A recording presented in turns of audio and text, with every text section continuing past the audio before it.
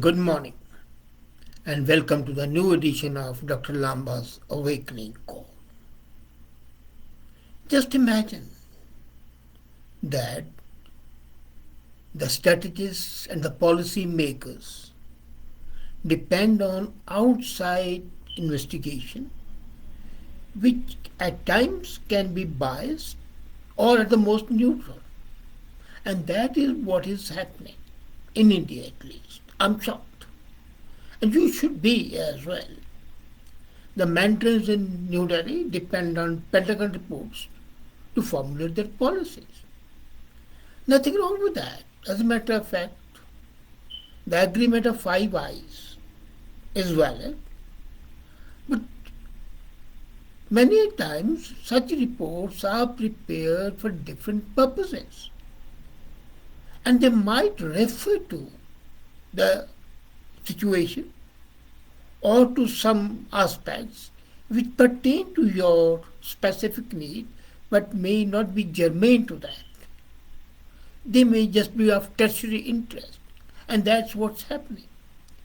Every year, U.S. Department of Defense, Pentagon, comes forth with an annual report on military and security developments involving various countries, and nowadays China seems to be a particular focus. For India, China is also a focus of major concern.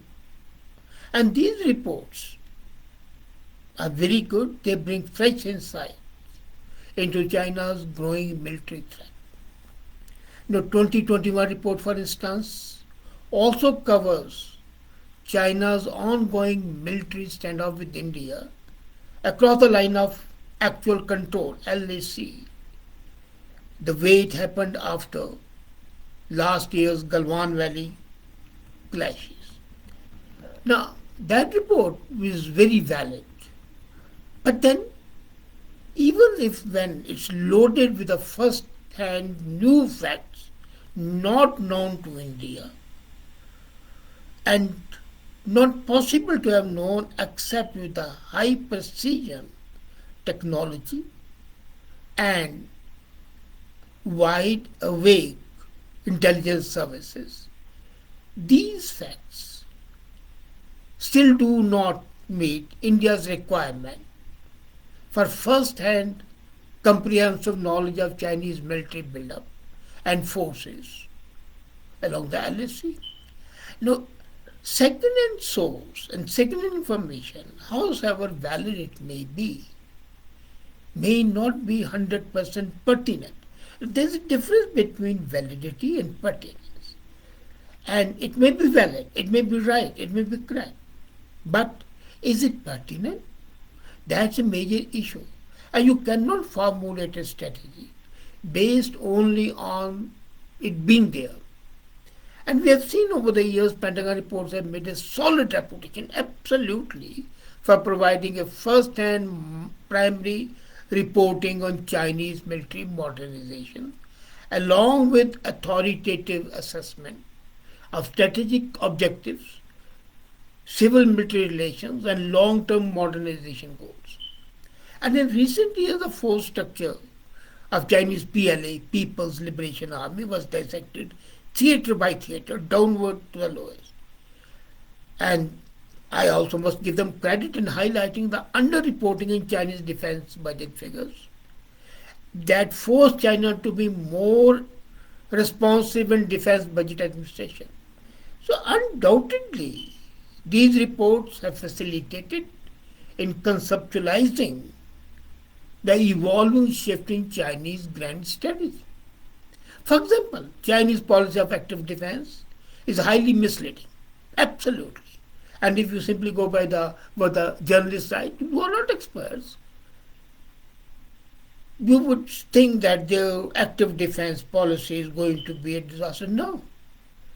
As a matter of fact, the policy goes much beyond the combination of defense and offense. Unfortunately, these reports are not the only modus operandi for America to indulge in information building. And India, what it does, the moment it looks at a report, the People start combing through it and then based on that report. But in America, I remember in my discussions with the highest officials, that I was informed that Pentagon reports are just one source. Another institutionalized mechanism is US China Economic and Security Review Commission. Now, this USCC report is never made public. It's for the internal consumption, but it's a highly, highly important report. And those reports are only meant for Congress. So whether it's Pentagon or USCC or huge number of think tanks in USA, all of them make investment in following Chinese political and military leaders, business community, academia. And apart from nurturing and penetrating, I would say, scholarly community to work and report in China.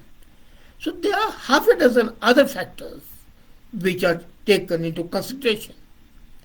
And secondly, these reports are essentially meant for American consumption, not for India's exceptional benchmarks. For example,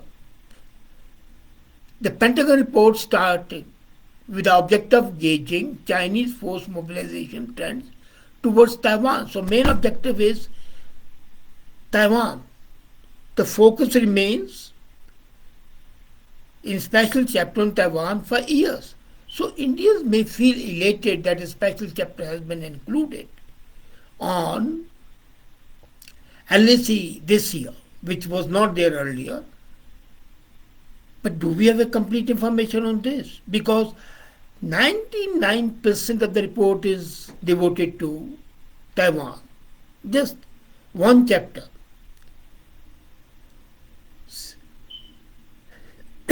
We forget that Pentagon is still not interested in Tibet and has not sufficient intelligence sources to fetch requisite information.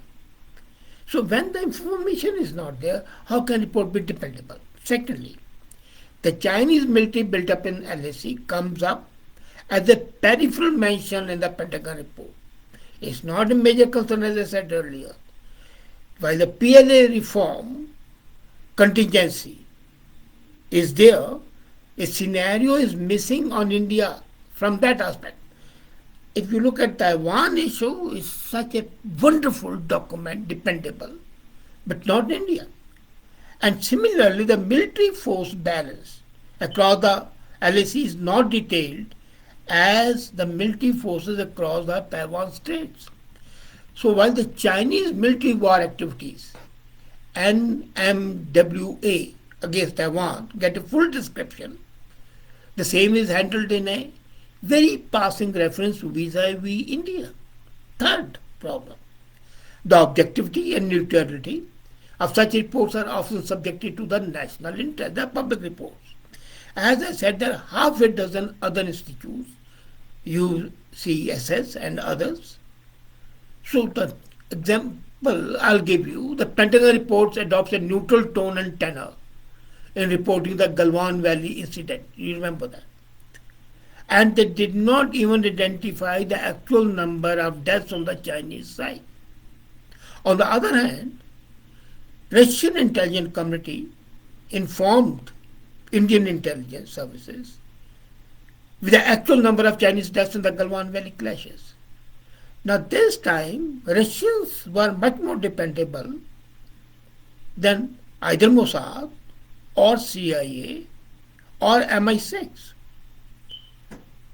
And Pentagon report could have been more objective and straightforward, but they were not, because for them, they wanted to project their objectivity, their impartiality as far as India and China is concerned.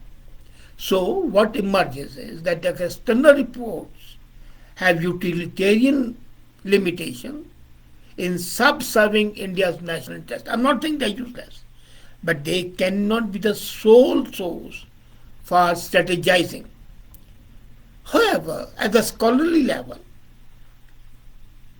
Indian expertise and domain knowledge on the various Chinese military Modernization is limited. We do not have that sort of think tanks in India. Actually, there are no think tanks in India. Let me be very frank with you. And the strategists, my own experience has been, most of them have a very limited knowledge. Some are great, absolutely fantastic. Like, but some are political appointees. The entire domain of Chinese study in India has been a victim of academic ignorance. Well, Chinese have Confucius institutes, at least 5 in India now, and Chinese studies are not there. But this has not attracted the best of talent, either in JNU, where the Chinese studies is there, or anywhere else. So those who enroll in Chinese studies on a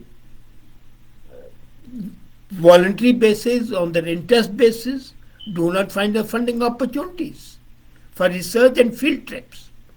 So faculty members recruited in the past years, I have not seen a single paper published by them which can be dependable at all. The sinologists are not getting teaching and research appointments, and they are loitering from one institute to another. There is a comment by Mr. Singh Jaspal, how often Indian investigation agencies visit the border areas to collect information? Very rarely. Very rarely. We were very hesitant because A, crossing the border was beyond the capability of our penetration. And then we had one opportunity in Arunachal Pradesh, which was botched up because the guy lapsed into talking in local dialect. The people have to be mentally prepared to talk in the dialect where you are going. Intonation, gestures, they are very important. As a matter of fact, to train an absolute good agent, you need at least a couple of years. Now, I was born in Lahore, I am an Indian. So when I went to Lahore, in 65, you saw my picture. I still was there for 3 months. And I could just pass on as a local Pakistani, which may not be possible otherwise. So our investigation agencies have very rarely vested. Now the satellite communication also largely dependent on America is helping a bit. That's true. Now coming back to the second point which I was making, there is a disconnect between the various stakeholders. While in America, 6 organizations combine together different research papers, so all the aspects of the elephant are combined, and you see an animal with a huge trunk, flapping ears, legs thick and everything. So the 6 blind men, but they are not blind, they are much capable. But then their reports, when combined and organically, gave a dependable thing. In India, the veterans from the diplomatic services, I see their articles, and they have first-hand experience with the Chinese-related issues, and they have some linkage to the reality. And then the service veterans, the army officers who have worked on LAC, they have valuable experience and ground knowledge. Now, these people are forgotten in search for innovative and workable ideas. The Indian government should use their valuable insights, because if they reach the right places, then the younger generation student would benefit from their experience. Third, the journalists have written much prolifically, but journalists are not trained either for painful or time-consuming research. There are many concerns areas on China that remain unresearched. For example, one example I'll give you, the probability of war between India and China in the context of unresolved border. What could be the verifiable war scenarios, given that deception has been the hallmark of Chinese military aggression? We don't have any scenarios. I would build at least 5 different scenarios and based on the four fingers and one alternate. So these issues need methodical and project-based academic research backed by real-time data analysis. Unfortunately, no Indian university and no think tank has such projects using data-based study. For example, now the COP, most of the people may not be aware, COP, is the full form is correlates of war projects. That was initiated, this process under President Truman, and still is run in USA. We don't have such thing which correlates the different scenarios, builds up the war games. No. And we need the specific games, specific real-time data, real-time information, and then build up in a scenario. The modeling has to be done, both the computer modeling and the spatial mark. And if the scientific and scholarly strategy community is determined to support the political resolve, as what should the political resolve? Affordable, effective, and sustainable relations with China, including avoidance and credible deterrence building, but also preparedness for war. So what we need is, in India, the knowledge gap is huge. The dependence on the Pentagon report is excessive. So our perception of the military threat is at times lopsided, at times defective. So what we need is a strategic build-up of proper think tanks, backed by scholarly and academic work, real-time data collection and analysis, and develop a first-hand indigenous knowledge bank on China, rather than getting gung-ho on the external reports like the Pentagon reports. External reports, however good may be, can never be an effective Bible for undertaking any action. They can at the best be a guide which enables the student to pass an examination. It's like the Coles notes, help you to answer questions, but you're not a topper. And in this conflicting world, in the geopolitical situation that we are, we don't need band-aid strategies. We need well thought out capabilities, and that is only possible by enlarging the way our think tanks, academic work, scholarly work, and strategists, and utilizing the experience of our army officials who have been in LSE and the diplomats who have interacted with China. So if we make that an organic whole and then develop various models, various scenarios, that might be the salvation for India. Otherwise, with all those bombastic words, we'll win and we ever fail, I can assure you that's not going to be an easy game. Thank you.